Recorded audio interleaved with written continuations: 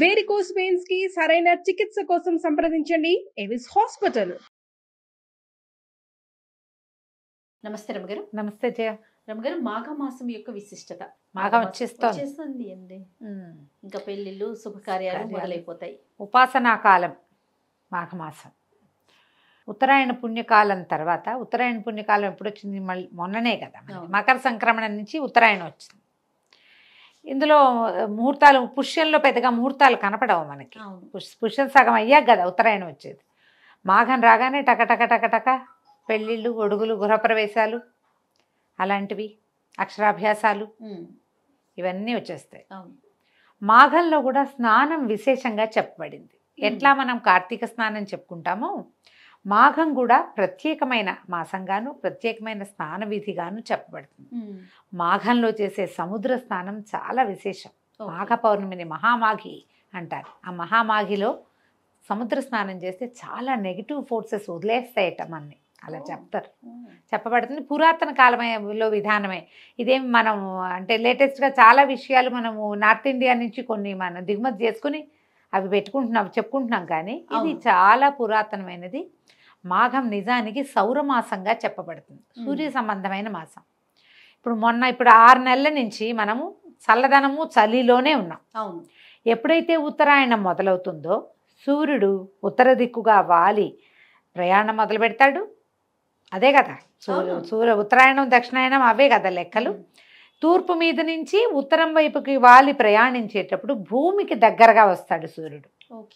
ఏటా జరిగేదే అది. ఎప్పుడు ఈ చక్ర సంక్రమణం లాంటి అవన్నీ జరుగుతాయి కదా, దాంట్లో చక్రభ్రమణం లాగా ఈసారి ఇట్లా, ఇంకోసారి అట్లా, అలా జరుగుతూ ఉంటుంది. ఇప్పుడు భూమికి దగ్గరగా రావటం వల్ల ఏమవుతుంది? సూర్యుడు తేజరిల్లుతాడు. ఆల్రెడీ పొద్దున్న నిలవటం మొదలైపోయింది. పండగ వెళ్ళేసరికల్లా హైదరాబాద్ ప్రాంతంలో చలి కూడా తగ్గిపోతుంది. కొంచెం మన ఊళ్ళ వైపు తగ్గదు, పొగమంచు బాగా ఉంటుంది. ఇంకా ఇక్కడ మెల్లిమెల్లిగా తగ్గిపోతుంది. పగళ్ళు నిలవడం మొదలు పెడతాయి, పగళ్ళు పెద్దవవుతాయి. ఎండాకాలపు లక్షణాలు మెల్లిగా స్టార్ట్ అవుతూ ఉంటాయి. ఈ సమయంలో మాఘంలో సూర్యుడు శక్తివంతుడు అవుతాడు. ఇప్పటికి 6 నెలలుగా ఆయన కొంత క్షీణించిన వ్యవహారంలో ఉంటాడు. ఇక్కడి నుంచి మళ్ళీ చురుకెక్కటం మొదలు పెడతాడు. ఈ చురుకెక్కుతున్న సమయంలో సూర్యుని యొక్క ఆరాధన అద్భుతమైన ఫలితాన్ని ఇస్తుంది. ఇది ఆరోగ్యానికి, స్కిన్కి ప్రధానంగా చాలా మంచిది. డైజెస్టివ్ సిస్టమ్కి మంచిది, స్కిన్కి మంచిది. దీంతో పాటుగా గ్రహస్థితులలో కొంత మార్పు రావడానికి కూడా మంచి అవకాశాన్ని ఇస్తుంది మాఘం. మామూలుగా మనకి ఒక జ్యోతిష్ శాస్త్రం ప్రకారం, పెద్ద విషయాలు నాకు కూడా తెలీదు, పెద్దవాళ్ళు చెప్పే వాక్యాలు, రవి బాగుండకపోతే మన జాతకంలో మనకి గవర్నమెంట్తో సమస్యలు వస్తాయి. గవర్నమెంట్ ప్రాబ్లమ్స్ అంటే 100 రావచ్చు, చాలా రావచ్చు కదా. మన ఇన్కమ్ ట్యాక్స్ వ్యవహారాలని కానీ, ఏదైనా ఒక బిల్ పాస్ అవ్వటం కానీ, అవి ఇబ్బందులు అవి జరగవు, అవి ఇబ్బందులుగా ఉంటాయి. నాన్నగారి పెన్షను, అమ్మగారి పెన్షను అవన్నీ స్లో అయిపోతాయి, ఆగిపోవచ్చు, స్లో అయిపోవచ్చు. రవి బాగుంటే ప్రభుత్వానికి సంబంధించిన అన్ని కార్యకలాపాలు మన జాతక రీత్యా బెటర్ అవుతాయి. కాదు కాబట్టి ప్రతి వాళ్ళు తప్పకుండా రవిని ఆరాధించుకోవాల్సిన సమయము, ఆరాధించుకోగలిగినది సులువు. ఎందుకంటే ప్రసన్నుడుగా ఉంటాడు, ఇప్పుడే వేడెక్కుతూ ఉంటాడు.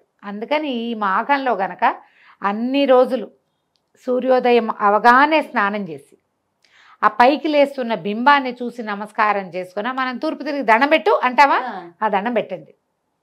అది మీకు శారీరక ఆరోగ్యాన్ని బాగు చేస్తుంది, మానసికమైన ప్రశాంతతనిస్తుంది.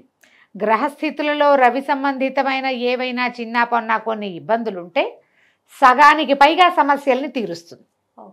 ఇది చెప్పబడింది. దీంతో పాటు ఏం చేయొచ్చు? రవికి ఎర్రటి పాత్రలో రాగి, రవికి సంబంధించిన, సూర్యుడికి సంబంధించిన లోహంగా చెప్తారు. చక్కగా బాగా శుభ్రంగా తోమి, మచలమచలుగా, మకిలిగా, నల్లగా, దౌర్భాగ్యంగా ఏడ్చిన దాంతో చేయబోకండి. చిట్టి చెంబు, బుజ్జి గ్లాస్ అయినా పర్వాలేదు, చక్కగా తోమండి ప్రతిరోజు. ఆ ఎర్రటి పాత్రతోటి కుదిరితే 2 గులాబీ రేకులు, 2 ఎర్రగన్నేరు పువ్వులు కూడా వేసుకోవచ్చు, మీ ఓపిక. అందులో నీళ్లు తీసి సూర్యుడికి చూపించి ఆ నీళ్ళు ఆయనకి వదిలిపెట్టండి. సూర్యుడికి అర్ఘ్యం ఇస్తాం ప్రతిరోజు. ఇది మీకు రవి సంబంధితమైన బాధలని నుంచి విముక్తి కలిగిస్తుంది. మాఘం దానికి అనువైన సమయం. ఈ మొత్తం మాఘమాసంలో మనకి పర్వదినాలు విశేషంగా చెప్పబడ్డాయి. మార్గశిరంలో గురువారాలు చెప్పినట్టుగా మాఘంలో రవివారాలు చెప్పారు. ఆదివారాలు, మాఘపు ఆదివారాలు విశేషమైన రోజులు. మాఘంలో ప్రత్యేకంగా మనం సూర్యారాధన చేసేది మన రథసప్తమి. ఆనాడు సూర్యుడు పూర్తిగా ఉత్తర దిక్కుకి వెళ్ళిపోతాడు. ఇప్పుడు ఉత్తరం వైపుకి ఇట్లా ఇట్లా ఇట్లా ఇట్లా వాళ్తున్నాడు, కరెక్ట్గా ఫిక్స్ అవుతాడు. కరెక్ట్గా ఉత్తరం వైపుకి ఫిక్స్ అవుతాడు. ఆ రోజు నుంచి పూర్తిగా అక్కడి నుంచే నడవటం మొదలు పెడతాడు. ఎండాకాలం ఎక్కటం మొదలు పెడుతుంది. దీని రోజున రథసప్తమి రోజున పాలు పొంగించడం తెలుగునాట ఒక ఆచారంగా ఉంది.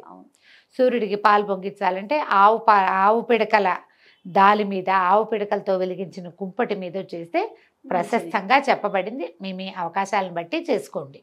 పొయ్యి మీద, మామూలు స్టవ్ మీదైనా, కట్టెల పొయ్యి మీదో, పొయ్యి మీదో, లేదా కుంపట్లోనో పిడకల దాలి వేసి, అవి ఆవు పిడకలు ఎప్పటివి, మొన్న మనం గొబ్బి పిడకలు కొట్టేందుకు కదా, ఎప్పుడు ధనుర్మాసంలో ఆ పిడకలు 4 ఉంచుకుని ఈ రోజున ఇది చేసుకోవటానికి మంచిది. అవకాశం ఉంటే చెయ్యండి. పాలు పొంగించడం, ఈ పాలని 3 సార్లు పైకి పొంగనివ్వాలి. పాలు పొంగుతూ ఉండగా కాసిన బియ్యాన్ని నేతితోటి కొద్దిగా తడిపి పక్కన పెట్టుకుని ఆ బియ్యం వేయటం, మళ్ళీ ఇంకోసారి పొంగొస్తుంది, మళ్ళీ కాసిన బియ్యం వేయటం. ఇట్లా ఒక గుప్పెడు బియ్యాన్ని ఒక 3/4 లీటర్ పాలు పెడితే సరిపోతుంది. గుప్పెడే బియ్యం అంతే. ఇది ఉడికిన తర్వాత చిక్కుడుకాయలతోటి ఆరాధన చేసుకుంటాం. ఇది మనం సూర్యుడికి సమర్పించటం. ఇదే విధానాన్ని మన మిగిలిన ఆదివారాల్లో కూడా ఆవు పాలు పొంగించడం. ఆవు పాలు చాలా శ్రేష్టం. మీ అవకాశాన్ని బట్టి చేసుకోవచ్చు. అయితే మాఘంలో మొత్తం నెల రోజులు నియమం తప్పకుండా మీరు చేయగలిగింది సూర్యారాధన. ఒకటి స్నానము, మాఘ స్నానము, మాఘ పురాణ శ్రవణము. అది మనం చెప్పున్నాం, ఛానల్లో ఉంది, వేస్తారు మన వాళ్ళు పొద్దున్నే. పురాణ శ్రవణము, తర్వాత సూర్య దర్శనము. ఆదివారాలు వీటిని ఏవైనా అవకాశం ఉంటే జరుపుకోవటము. అయితే ఈ మాఘంలో కొంచెం ప్రత్యేకంగా చెప్పబడిన విధానాలు ఇంకా 1-2 ఉన్నాయి. ఏమేమి వస్తాయి మనకి? వసంత పంచమి ఒకటి విశేషం. అవును, సరస్వతీదేవి యొక్క పుట్టినరోజు. ఈ వసంత పంచమి నాడు విశేషంగా శాస్త్రము అవి చదువుకోవచ్చు. కొత్త పుస్తకాలు మొదలు పెట్టచ్చు. పిల్లలకి అక్షరాభ్యాసాలు చేసుకోవచ్చు లక్షణంగా. మీరు ఏమి ఇంకా తిథి వారవార్జం ఏం చూడక్కర్ల. పిల్లల నక్షత్రాలు సరిపెట్టాల్సిన పని లేదు. ఒకవేళ మీ గురువుగారు, పురోహితులు ఎవరైనా అబ్బాయి అలా పనికిరాదండి, మనం పిల్లల నక్షత్రాన్ని బట్టే మనం ముహూర్తం పెట్టుకోవాలండి, మీరు ముహూర్త నిర్ణయం చేసుకుని ఉండుంటే ముహూర్తం ప్రకారం వెళ్ళండి. అలాంటి నిర్ణయం ఏమీ లేదు. ఏదైనా ఒక మంచి రోజు చేయదలుచుకుంటే కనుక వసంత పంచమంత మంచి రోజు ఇంకొకటి లేదు. చక్కగా ఆ రోజు అక్షరాభ్యాసం చేసేయండి. పిల్లల్ని కూర్చోబెట్టి కాసేపు చదివించండి. మీరు కూడా లక్షణంగా కాసేపు కూర్చొని చదువుకోండి. సరస్వతి ఆరాధనకి చాలా మంచి రోజు. అమ్మవారిది ఏదైనా ఒక ఫోటో పటం ఏదైనా ఉంటే పెట్టుకొని సరస్వతి నమస్తుభ్యం చదువుకోండి. అంతే. పిల్లలకి అది నేర్పించండి. రాకపోతే వస్తే ఇంకో 2 సరస్వతి స్తోత్రాలు ఏమైనా చెప్పుకోండి. మన సరస్వతి అమ్మవారిది అష్టోత్తర శతనామావళి దొరుకుతుంది. ఆ నామాలతోటి తెల్లని పువ్వులతోటి అర్చన చేయండి.